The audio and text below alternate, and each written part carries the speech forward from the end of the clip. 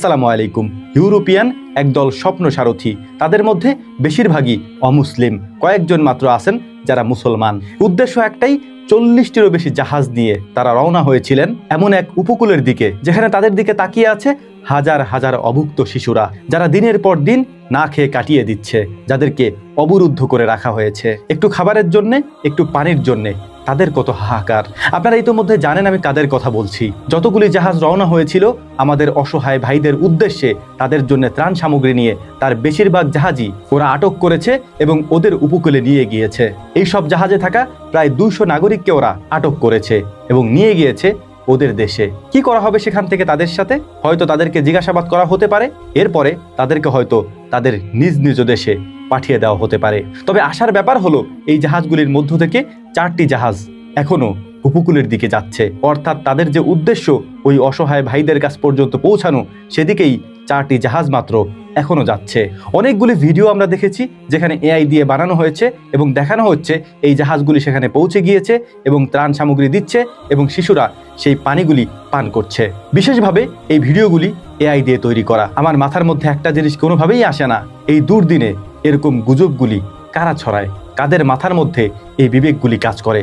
সঠিক তথ্যগুলি আমরা চেষ্টা করি যথেষ্ট যাচাই বাছাই করে প্রকাশ করার জন্যে, যাতে করে মানুষ বিভ্রান্ত না হয়। কারণ মানুষের মধ্যে এক ধরনের উৎকণ্ঠা কাজ করে আমাদের ওই সব ভাইদেরকে নিয়ে। গোটা পৃথিবীর মধ্যে সব থেকে মাজলুম এখন আমাদের এই মুসলমান ভাইয়েরা। জাহাজগুলিকে যখন ওরা আটক করে, তখন জাহাজের মধ্যে থাকা মানুষের সাথে কি আচরণ ওরা করেছিল সেগুলি আমরা দেখেছি। একটা বিষয় বারবার শুধু মাথার মধ্যে আসে, এত জুলুম করার পরেও, এত অত্যাচার করার পরেও ওই মানুষগুলি দুনিয়ার বুকে এখনো আল্লাহর রহমত নিয়ে টিকে আছে। একটা সময় ওদেরও ধ্বংস হবে, ওরাও এই দুনিয়া থেকে বিলীন হবেই। কারণ ওরা বর্তমান পৃথিবীতে যা করছে এটাই তার প্রমাণ। যখন নবী করিম সাল্লাল্লাহু আলাইহি ওয়াসাল্লাম বলেছেন, হাদিসের মাধ্যমে উল্লেখ করেছেন যে ওদেরকে খুঁজে খুঁজে, আর বলতে চাই না কারণ বলার ব্যাপারে অনেক রেস্ট্রিকশন আছে, পাথরের আড়ালে থাকলেও ওদেরকে খুঁজে বের করতে হবে। কেন বের করতে হবে? ওদের বর্তমান দৃশ্যগুলি দেখলে, ওদের বর্তমান কার্যকলাপগুলি দেখলে আপনি খুব ভালোভাবেই সেটা বুঝতে পারবেন। আল্লাহ রাব্বুল আলামিন আমাদের এই অসহায় ভাইদেরকে কুদরতের মাধ্যমে সাহায্য করুন। অবশ্যই সাহায্য আসবে আল্লাহ তাআলার পক্ষ থেকে, আমরা সেই অপেক্ষায় আছি। যারা সেখানে গিয়েছিলেন আমরা দোয়া করি আল্লাহ তাআলা যেন তাদেরকে সহি সালামতে তাদের কাজগুলি করার তৌফিক দান করেন।